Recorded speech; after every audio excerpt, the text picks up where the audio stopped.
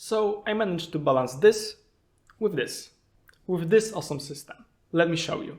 I wanted to talk about abilities, or more specifically, cool abilities in video games. The first thing you have to say about cool abilities is that you cannot have only cool abilities. When everyone's super,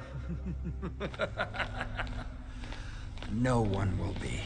To have cool abilities in game, you have to contrast them with some weaker abilities. So for example, if I have this guy pushing everyone off the map and just setting a one-turn kill combo, I also have to have this guy who is just walking and punching enemies. It is a good concept to have linear progression of sorts in the game to allow the player access to more cool abilities and more robust abilities when he progresses through the game. So it's a great example in, for example, World of Warcraft, when your level 1 character just beats slugs to death with his hammer, and the level 70 of your character will like spawn 1,000 of lightning hammers from the sky to obliterate your enemies within seconds. That's a good approach for this game, but not quite for my game.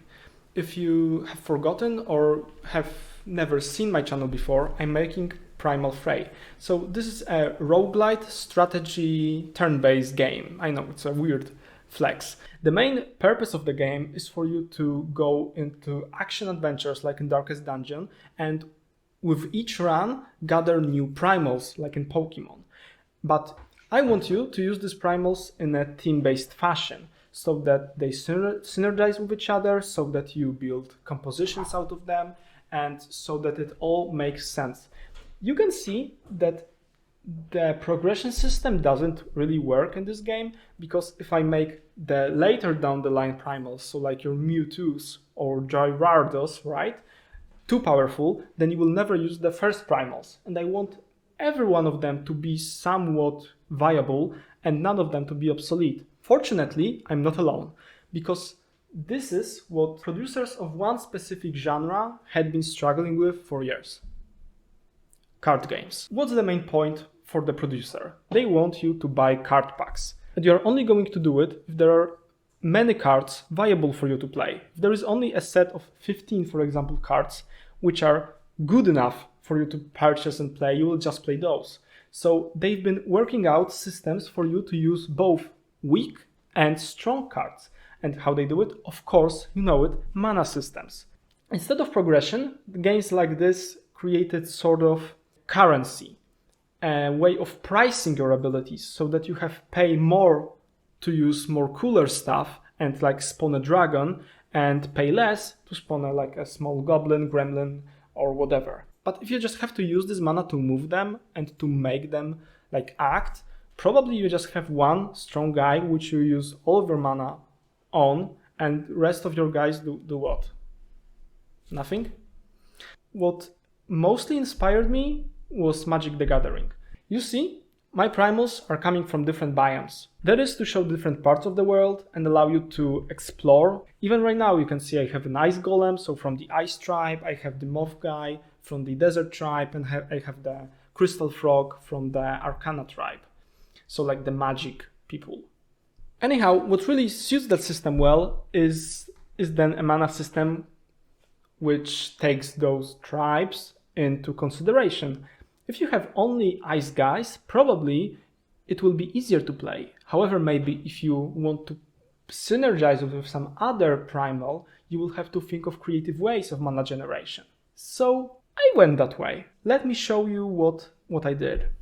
If you remember my ability system, here is where we write all of the abilities for the primals.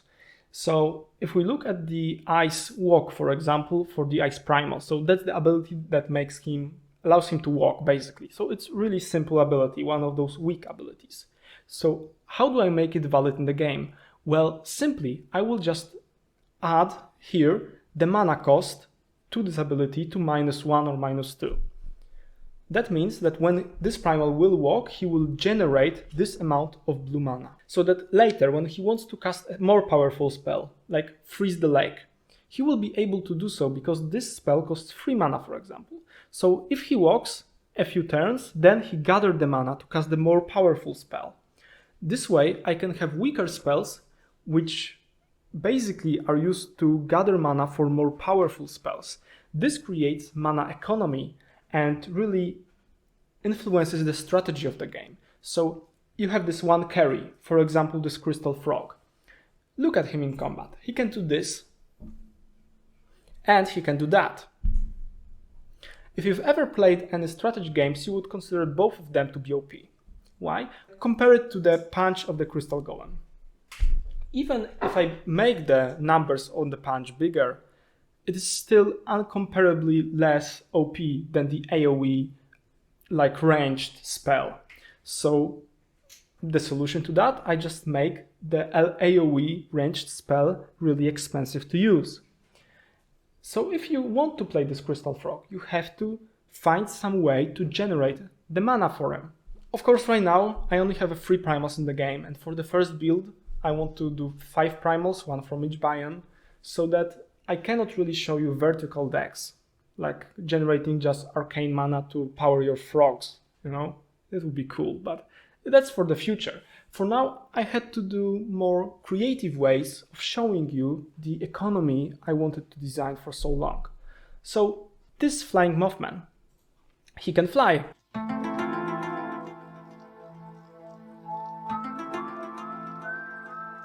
So move around the map quickly and get to the unavailable locations for other primals. So that's quite OP. Also, he can push people off the map. He can push many people off the map while flying into them to ensure that he is in the right position. So quite OP stuff if you ask me. So what's his 4th ability? Well, it's just mana conversion. He chooses a primal and converts all of the mana from this color to his own color. So if he doesn't have allies, he will be able to do nothing. In a one-to-one combat, he will always lose with the Ice Golem because he just cannot move and cannot attack. You will gain 1 mana if you do nothing to avoid such stalls, but he will have to wait a few turns just to be able to move once. And the Ice Golem will just, run him down.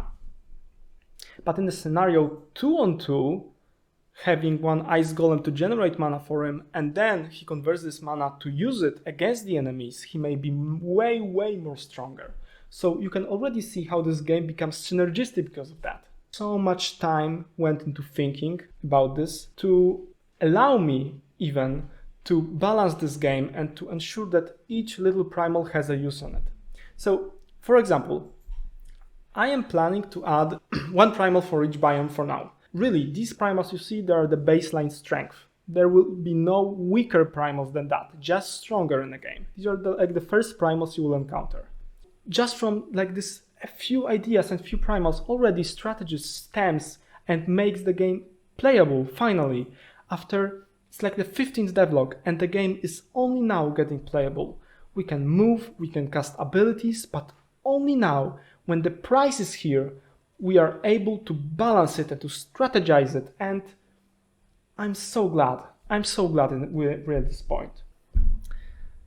That's what I've been doing for the last 2 weeks, and I will do more for the next 2 weeks. Oh, I can promise you that. If you want to get your hands on Primal Fray as soon as the first beta releases, and I hope it will be before Christmas, if you want to be notified of that moment, you have to subscribe, you have to get into my Discord.